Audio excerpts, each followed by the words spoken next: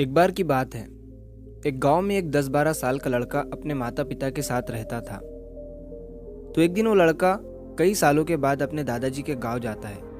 वहां जाकर वो हर समय अपने दादाजी के साथ खेलता है। तो खेलते खेलते उसने एक दिन अपने दादाजी से कहा कि दादाजी, जब मैं बड़ा हो जाऊंगा तो मैं बहुत ज़्यादा सक्सेसफुल बनकर दिखाऊंगा। क्या आप मुझे कामयाब बनने के लिए कुछ तरीके बता सकते हैं? तो उसके दादाजी मुस्कुराते हुए उसकी तरफ देखते हैं और उसे हाँ कहते हैं।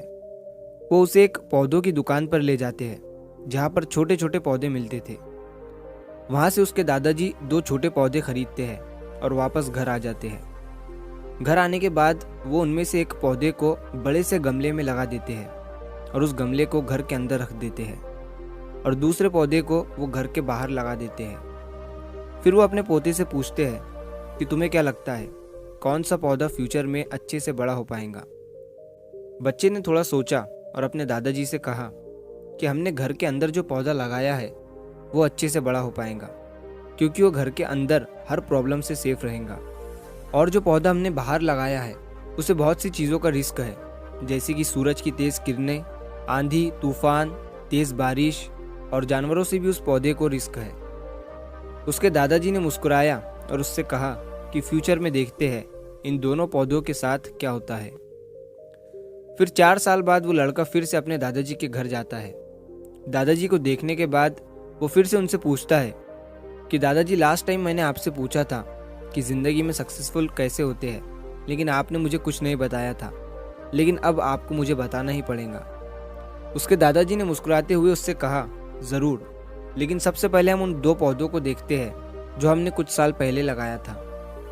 ये कहकर उसके दादाजी उसे उसी जगह पर ले गए जहाँ उन्होंने घर के अंदर जो पौधा रखा था। उन्होंने देखा कि वो पौधा एक बड़ा पौधा बन चुका था।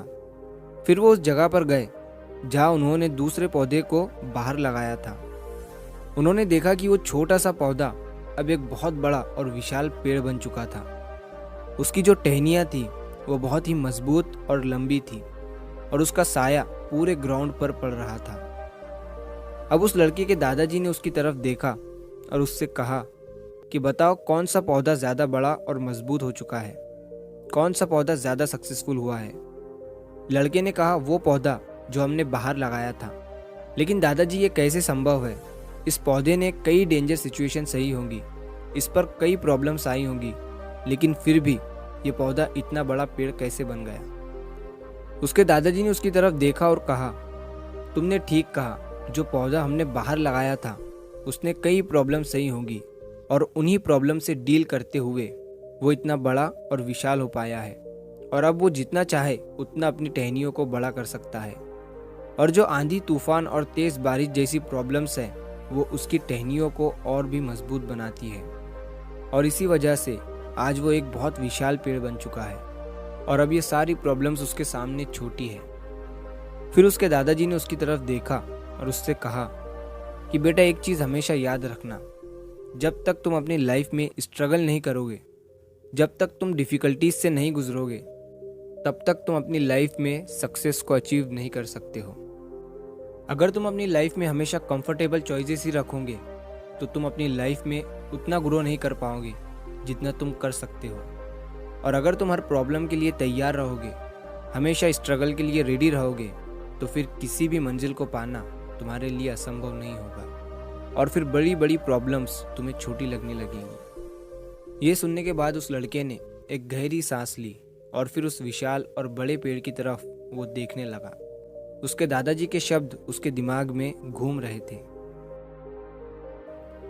दोस्तों, प्रॉब्लम्स, रुकावट, डिफ़िकल्टीज, इन चीज़ों को हम अपनी ज़िंदगी के दुश्मन समझते हैं, लेकिन यही रुकावटें, यही डिफ़िकल्टीज हमें स्ट्रांग बनाती है और अपनी ज़िंदगी में ज़्यादा सक्सेसफुल बनाती है।